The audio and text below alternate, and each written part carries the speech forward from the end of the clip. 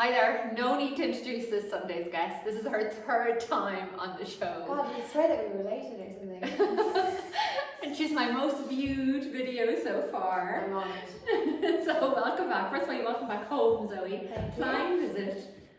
Thank you. I think the last time we spoke, we were sitting in the lovely sunshine in Dublin, and you were telling us all about the streets of London being paved with gold.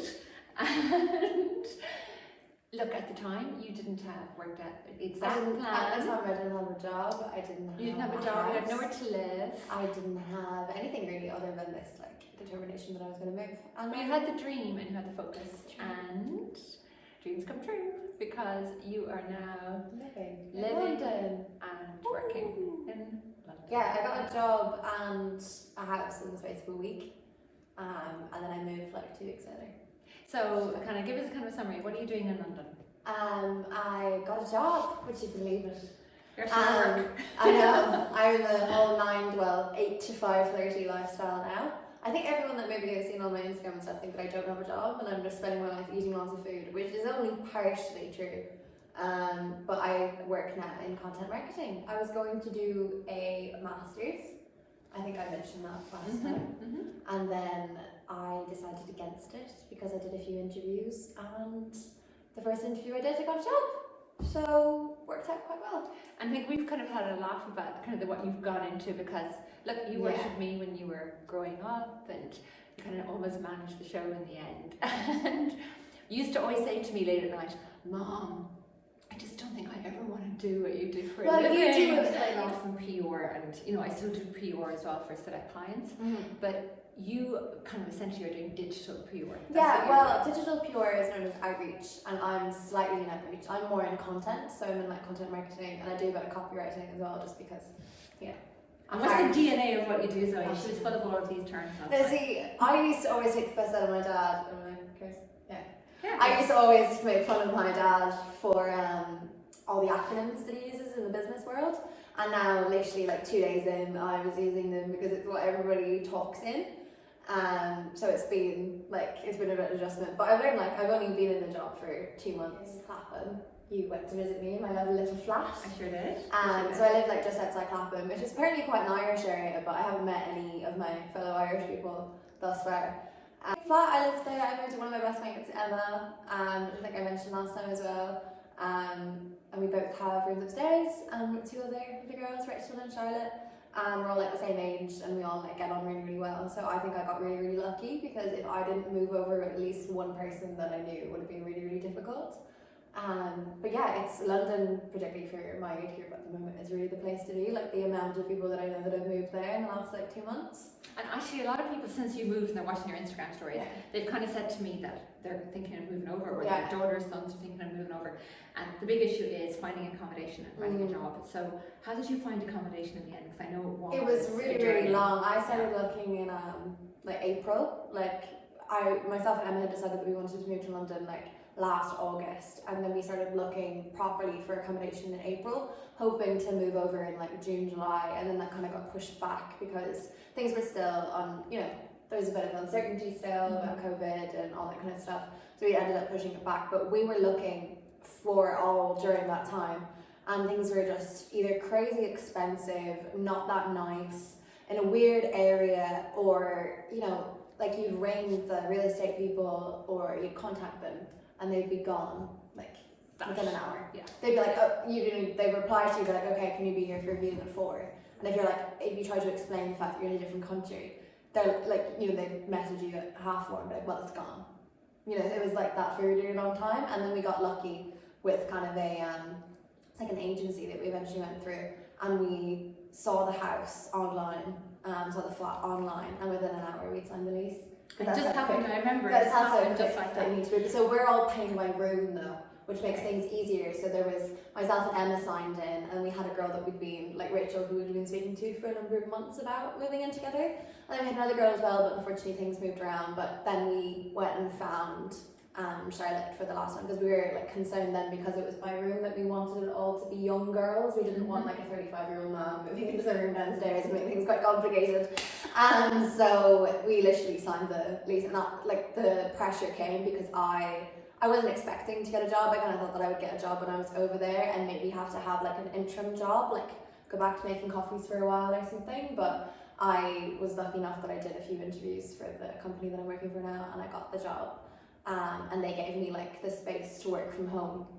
I was actually in Portugal when I'd done an interview and I'd submitted like a piece of work, and I got the job when like I just landed in Portugal, so that was nice. And then it was like also like shit. now I really need to remember. But yeah, it happened really, really quickly, but I think that's how everybody says these things happen. Like, and I know you're loving the job, and tell me, like, to get an NHS number and to get a bank account and all of those type of things in Brexit Britain, how does that work? Currently, still don't have a bank account because you have to get a national insurance number. And in fairness, you have to apply for one, and then they give you an appointment and you have to go in person. And it's faster if you kind of say that you'll travel to them because there's a number of offices around, whatever. So I travelled to a place in Backhurst, nowhere in London somewhere, on my lunch break, and I thought, I was like, oh my god, I've only been here 3 days, like I'm absolutely killing this adulting thing, until he was like, yeah, that's all sorted, that's fine, it'll just be 10 weeks and it will arrive in the post. I was like, sorry?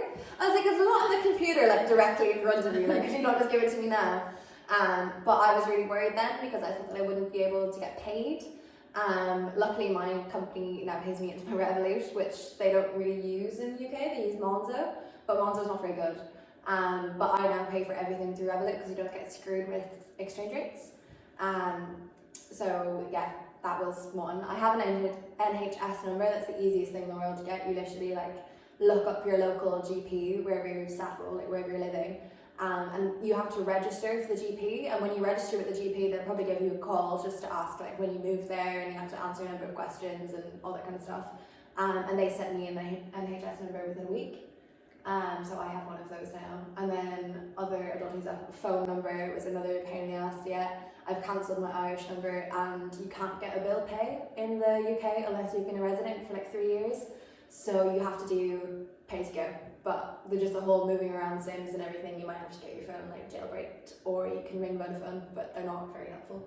But I do find like after 6 weeks you're kind of very you're very settled there. Like I went over to visit her 2 weeks ago, and look, I think so. No, you're probably there 8 weeks now because you were about 6 weeks there, and I went to visit you. I moved there and you knew how to negotiate. I moved there on the 4th of September. Yeah. So I haven't been there 2 months yet. Yeah. Okay. So you only a month when I went over to visit you, and you were negotiating the city like somebody who lived there all their lives, and it's really, really, and it's a big city, London. But oh my god, it's exciting. There's a real energy like there. Originally, like I was looking at where like my office is, and I can still work from home like 3-4 days a week, but we have an office, and I was like kind of looking at the distance on the map, and obviously like if that was done to the scale of Dublin, I'd be able to walk it, and I normally walk everywhere, so I was like, I'll just walk to work. But obviously like London's huge, like there's a reason that there's a tube, but it only takes me like, I don't know, like 15 minutes on a tube to get to work, so like that's really, really good. So obviously it would be easier if you could get your job before you get your house, because then you can like check, because you don't want to be stuck like. Yeah, you don't want to find out your job is in East London and you're living in North London or something like that. And obviously like, I moved to Clapham, it's quite a safe area as well, so is Brixton. And then Islington is also, it's in North London, but that's another really popular place for like my age group to live.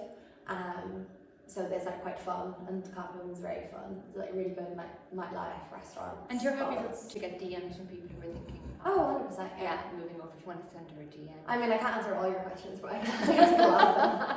I mean, I do live there now, so it is easier. And the last question, because look, like this Friday just passed was kind of a Freedom Day light in Ireland, and I know the UK had their Freedom Day long ago in July, and June, I think when I went over, it was the first thing that struck me, because you get off the plane, you get on the bus, you're wearing masks through all of this, and then suddenly you get off in central London, And nobody's wearing masks and they're not masked. And restaurants not masked in their hotels. Well, And people, and there's no signs saying COVID this, COVID that, or whatever. It's a very, apart from the tube where half the people are wearing masks. What they've decided is, it's choice. It's a choice whether or not you want to wear a mask. And obviously, I am fully vaccinated, as is most of the UK population. And COVID is going to exist for a very long time, and it's something that we're going to have to. We need to be safe and everything, but it's something that we're going to need to come to terms with. We have to live. At the end of the day, we've been given the opportunity to live. So London's very, very open. Like, it takes almost more than a minute to adjust to the way that they do things. But everyone kind of, there was that kind of idea that it would take us a very long time to adjust. No, it doesn't. I adjusted back to normal life within like 2 days. It's for the first few minutes and everything. And if I'm still in a crowded place and everything, you still follow all the kind of the old procedures. But like, it's normal life, and it's really, really nice to have normal life again. Like, it's just really nice. Like, I finish work at like 5:30 and I'm like, what am I going to go do? And it's like, I will never run out of things to do. Like, I went to the Globe to see a Shakespeare play, and I can go out for drinks, and I can, go to all the museums that are available, and I can go meet friends, and it's just really, really nice that it feels like I'm making up for lost time. But you're officially graduating next Friday. Yes. So, it's gonna be.